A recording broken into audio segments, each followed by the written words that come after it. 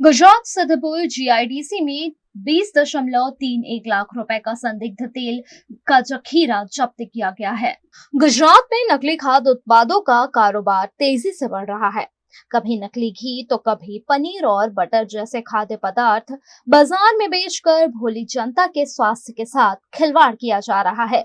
इसी कड़ी में पाटन जिले के सिद्धपुर जीआईडीसी स्थित मेट्रो ऑयल मिल से 20.31 लाख रुपए का संदिग्ध तेल का जखीरा जब्त किया गया है। एसओजी और फूड विभाग की संयुक्त कार्यवाही में जीआईडीसी के गोदाम नंबर 133 और 134 और 135 पर छापा मारा गया। इस दौरान लाखों रुपए की कीमत का मिलावटी तेल बरामद किया गया। जे मेट्रो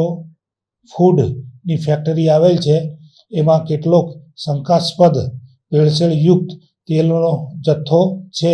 અને એ સગી કરવાની તૈયારીમાં છે, જેથી બાતમી હકીકત મળતા પીઆઈશ્રીએ પોતાના સ્ટાફ સાથે ત્યાં જઈ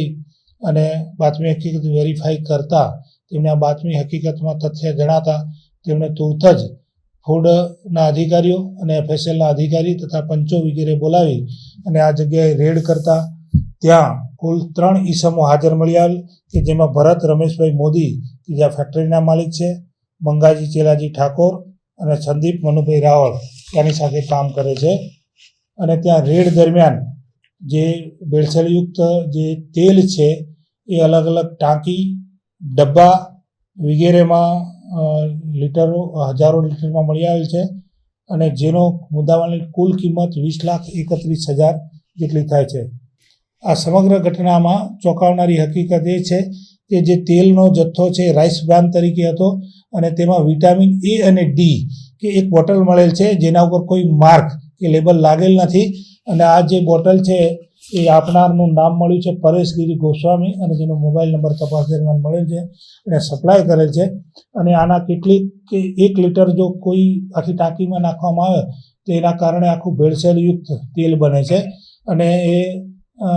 નાગરિકોની જે આરોગ્ય છે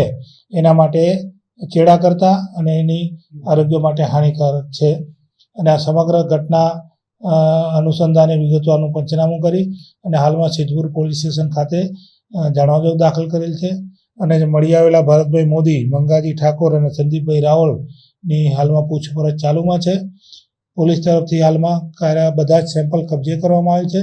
અને આને એફએસએલ અને ફૂડ વિભાગને આપવામાં આવશે અને ત્યાંથી ભેળસેળ યુક્ત હોવાની જો પ્રમાણપત્ર સર્ટિફિકેટ આવશે તો આ અનુસંધાને ગુનો દાખલ કરી અને આગળની કાર્યવાહી કરવામાં આવશે।